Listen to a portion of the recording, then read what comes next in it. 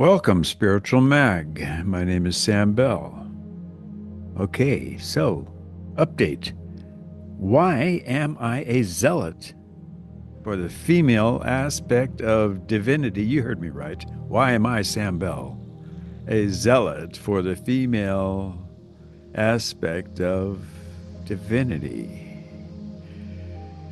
Traveling now 76 years across human history is in some ways like walking eternal circular halls where every room holds a different life story.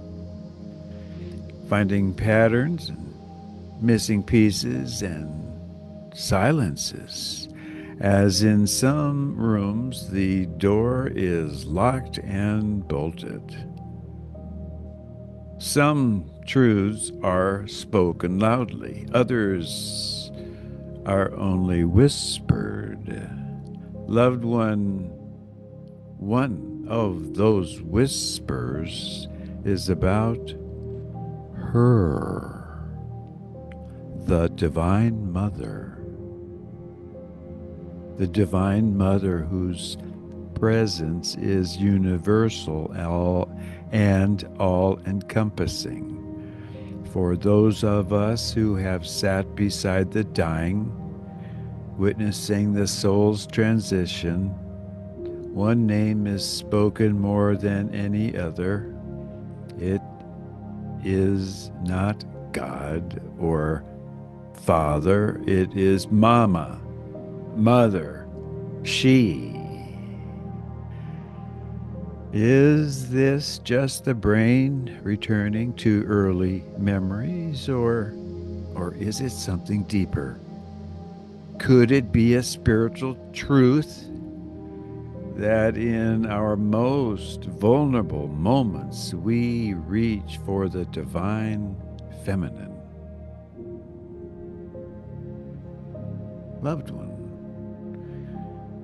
as we explore the evidence, historical, linguistic, spiritual, and psychological, that God is not just male. Perhaps Father God began creation, but it is Mother God who keeps it going. She is the one who nurtures. She's the one who guides and gives feedback with love. We are her children, living within her sacred system of care. The divine feminine isn't about gender. The divine feminine is about wisdom, nourishment, and balance. From birth to death, the human brain is shaped by the presence of a maternal pattern. In both newborn units and nursing homes, I have seen how safety and connection are tied to the feminine. The word mama exists in almost every culture. It's often the first sound a baby can form, as the muscular patterns are identical to nursing on mom's nipple at birth. And maybe also the first spiritual truth that each newborn earth pilgrim knows. At the end of life, the mother returns again, not as a religious rule, but as a presence. Calm, loving, powerful. She shows up when the veil between worlds thins, because she is the veil, a constant and comforting presence. And yet for thousands of years, organized religion has tried to rename her or erase her loved one. This isn't just a personal journey of remembrance, it's a shared responsibility for all of us to restore balance to our spiritual understanding. A need that is more pressing now than ever. Early early Christianity didn't erase her.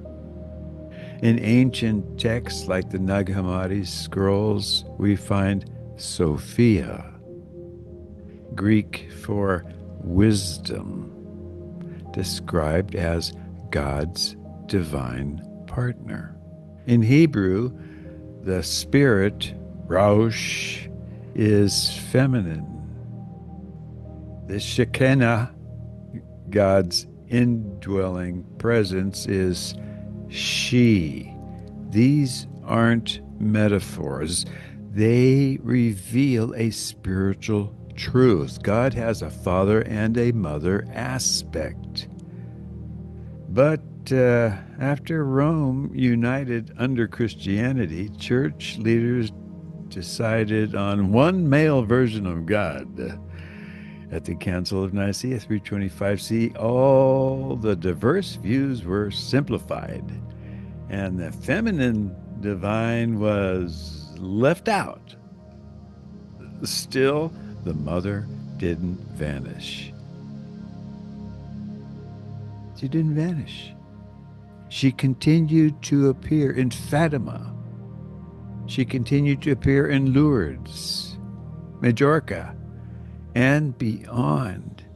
Children and humble people described radiant, feminine beings. The church called these visions the Virgin Mary. But what if they weren't the Virgin Mary? What if these were visions of Mother God? Visions of Mother God, a universal presence who reaches across all cultures and bypasses dogma. You know, she doesn't show up in cathedrals. She appears in hillsides and forests and caves, places untouched by man's rules. She doesn't say she's Jesus' mother, because she isn't. Mary of Nazareth, yes, but not eternal. And Mary Magdalene, Jesus' partner and spiritual equal, was confused with her.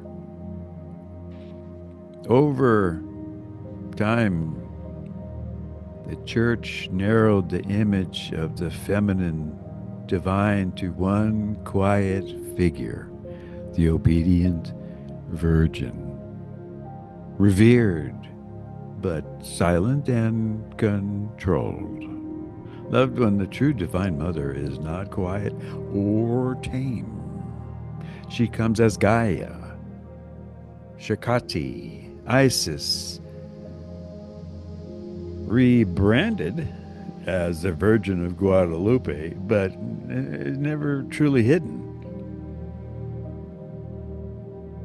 Gaia, Mother God, Gaia, she appears in floods, dreams, insights, and storms. She also appears in the gentle breeze, the nurturing rain, and the life-giving sun. She speaks with clarity and love, not wrath.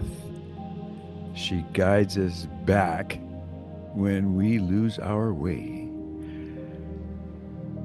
The mistake we've made is this: we confuse the mother of all universal nurturing force that sustains us, all life, with the mother of one, a more limited and specific interpretation of the Divine Mother. Understanding this distinction can help us appreciate the vast and all-encompassing nature of the Divine Mother. Even Jesus knew this. In sacred Gnostic texts, he speaks of Sophia, his mother, as the source of his wisdom. When he called out, "Forgive them, Father, forgive them," he wasn't excluding her. He was speaking from within the whole divine family, mother, father, and child. The concept of the divine family is a way to understand the holistic nature of the divine, where the father, mother, and child aspects work together to guide and nurture us. To honestly know God, we must remember the mother, not as a symbol, but as a reality. She's everywhere, in our languages, in our bodies, in our dreams, in our last breaths. When Jesus taught forgiveness, he was speaking from the whole heart of divine love, Father and Mother together. So why is the Virgin Mary always in churches? Because she's controlled. She's contained.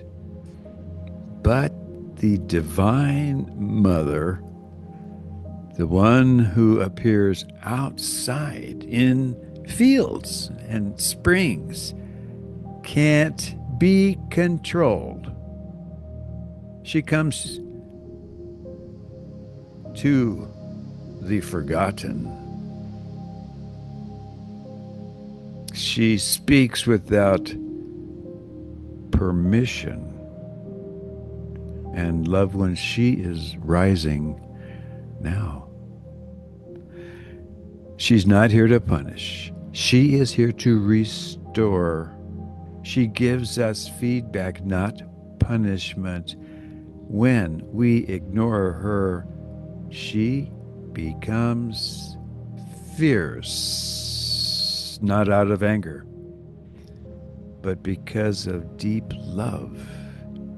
Cultures all over the world know her. Hindus call her Shakti, cosmic energy. In Egypt, she was Isis, restoring life. And in the Andes, she's Pachamama, the Earth Mother. These are not just different names for the same concept, but unique cultural interpretations of the Divine Mother, each emphasizing a different aspect of her essence. Her name has changed. Her essence stays the same. And today, when our planet is struggling, when many are feeling spiritually lost, her voice grows louder. Not to rule over us, but to bring us back to balance.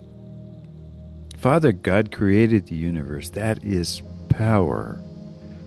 Mother God sustains it. That is wisdom. Loved one, even in your own cells, the mitochondria, your source of energy, comes from your mother. In the same way, the universe sustaining energy comes from her. She is not the mother of one son. She is not the mother of one son or one religion or one culture. She is the mother of all, the nurturing force behind all life, the loving guide who helps us correct our path, the sacred presence. For we long for, especially now. The mother of all is a concept that transcends individual beliefs and cultures, representing universal nurturing and guiding that is present in all aspects of life. Mother God is the nurturing force behind all life, the loving guide who helps us correct our path, the loving sacred presence we long for, especially now.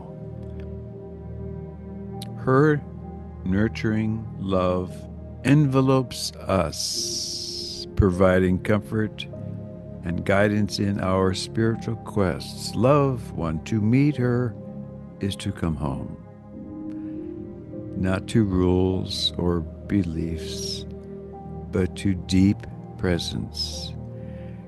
She comes without needing permission.